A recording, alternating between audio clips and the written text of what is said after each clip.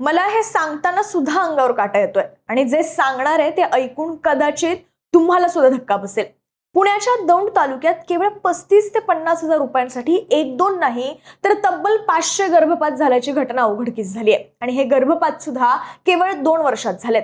दौंड तालुक्यातील केडगाव परिसरातील हे बेकायदेशीर गर्भलिंग निदान आणि भ्रूण हत्येचं एक मोठं रॅकेट आता उद्ध्वस्त करण्यात आलंय। पण हे रॅकेट चालायचं कसं आणि त्याचा पर्दाफाश कसा झाला सगळं सांगते, व्हिडिओ शेवटपर्यंत पहा। नमस्कार, मी शीतल आणि तुम्ही पाहताय ऑड इव्हन। हे संपूर्ण रॅकेट उघड होण्यामागे सोशल मीडिया फार महत्त्वाचं ठरलंय। दौंड मधील केडगाव परिसरातील एका छोट्या घरात पोर्टेबल सोनोग्राफी मशीनच्या साहाय्याने बेकायदेशीर गर्भलिंग निदान होत असल्याचा एक व्हिडिओ सोशल मीडियावर प्रचंड व्हायरल झाला।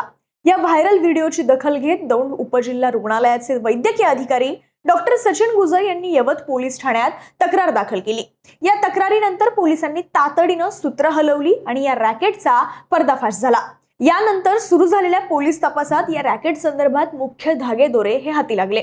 या प्रकरणी पोलिसांनी आतापर्यंत 2 मुख्य आरोपींना अटक केली आहे। एक म्हणजे अण्णासाहेब गिरी, हा तोच माणूस होता जो व्हिडिओमध्ये बेकायदेशीररित्या गर्भलिंग निदान करताना दिसून आलेला, आणि अटक करण्यात आलेला दुसरा माणूस म्हणजे डॉक्टर अतुल जाधव।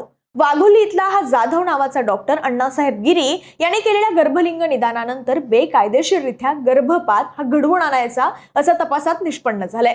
या दोघांना सुद्धा न्यायालयाने पोलीस कोठडी सुनावली असून या साखळीतील तिसरं नाव म्हणजे नरेंद्र ठाकरे, ज्याने गिरी नावाच्या व्यक्तीला बेकायदेशीररित्या पोर्टेबल सोनोग्राफी मशीन पुरवलं होतं। सध्या पोलिसांकडून या नरेंद्र ठाकरेचा शोध सुरू आहे। आता हे रॅकेट चालायचं कसं, तर हे रॅकेट अत्यंत गुप्तपणे आणि नियोजनबद्ध रीतीने चालवलं जात होतं। आरोपी अण्णासाहेब गिरी हा पोर्टेबल सोनोग्राफी मशीन घेऊन थेट गर्भवती महिलांच्या घरी किंवा केडगाव मधील छोट्या खोल्यांमध्ये जाऊन तपासणी करायचा।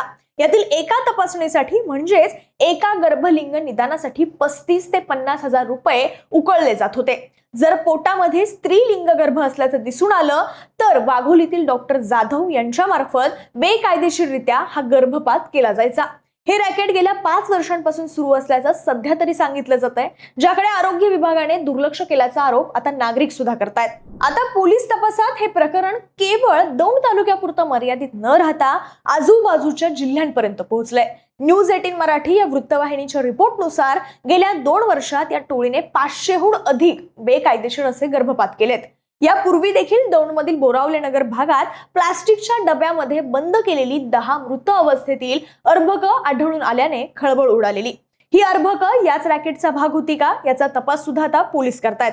या सगळ्यात ऑनलाईन आणि रोख स्वरूपात होणाऱ्या मोठ्या व्यवहारांची माहिती पोलिसांना मिळाली असून फरार आरोपींच्या शोधासाठी विशेष पथकं ही रवाना करण्यात आली आहेत। खरं तर पुणे जिल्हा हा सामाजिक चळवळींचं केंद्र मानला जातो, मात्र इथल्या स्त्री पुरुष गुणोत्तराचा म्हणजेच या रेशोचा जर आपण अंदाज घेतला तर आकडेवारी ही फार चिंताजनक आहे। जिल्ह्यातील अनेक तालुक्यांमध्ये हे प्रमाण 1000 मुलांमागे 824 ते 903 मुली इतकं खाली घसरलंय।